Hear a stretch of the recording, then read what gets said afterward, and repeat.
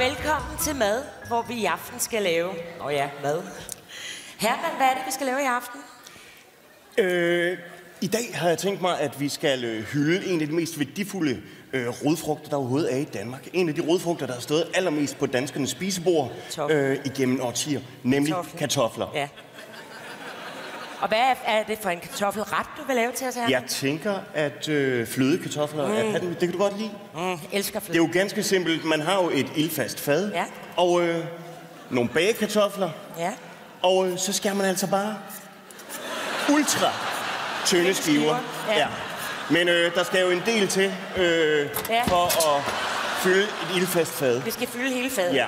Så jeg har skåret en lille smule i forvejen. Du har snydt lidt. Jeg har det må snydt man lidt. godt på fjern. Det er. Ja. Det skal bare ned i fadet, kan Og det skal selvfølgelig bare. Og det må gerne drysses lidt. Ja. Så det bliver en lille smule. Så det bliver fordelt ordentligt.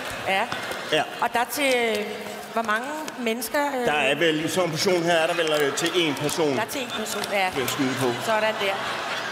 Og hvad så mere, Herman? Hvad putter vi mere? Det kræver selvfølgelig løg. Selvfølgelig gør det.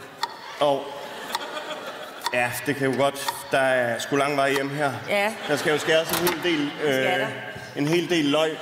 Så jeg har skåret lidt i forvejen. Du har snydt lidt igen. Ja, jeg har igen snydt lidt. Og det er løgringe i det her tilfælde. Ikke tær. Ja. Nej. Bare ganske almindelig ringe. Og de skal bare ned oven på kartoflerne, kan jeg se. Ja. Og det må igen, ligesom med kartoflerne, i små fine lag, eller skal det bare drysses, ikke? Ja. Sådan der. Og det vigtigste i flødekartofler er... Fløden.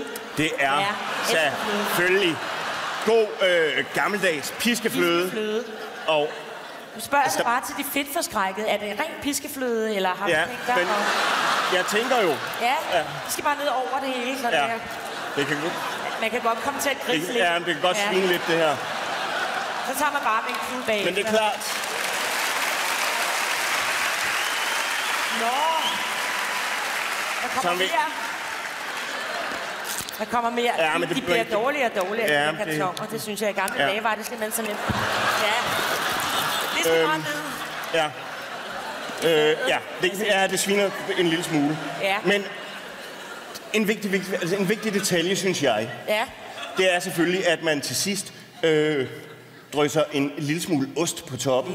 Ligesom for at gratinere det hele ind i ovnen. Så det får en rigtig sprød. Det er også lidt sprødt. Ja.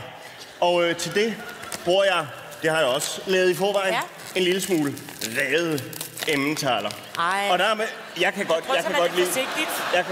Jeg kan godt lide... lidt forsigtigt ud over det hele, kan jeg se. Men man må godt være en lille smule rundhåndet. Er det rigtigt, det er? Man godt lide ost.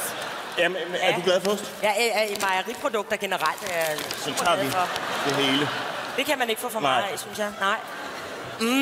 Og nu er det faktisk klar til at komme i ovnen. Så skal den bare ind i ovnen. Det skal den nemlig. Hvor lang tid...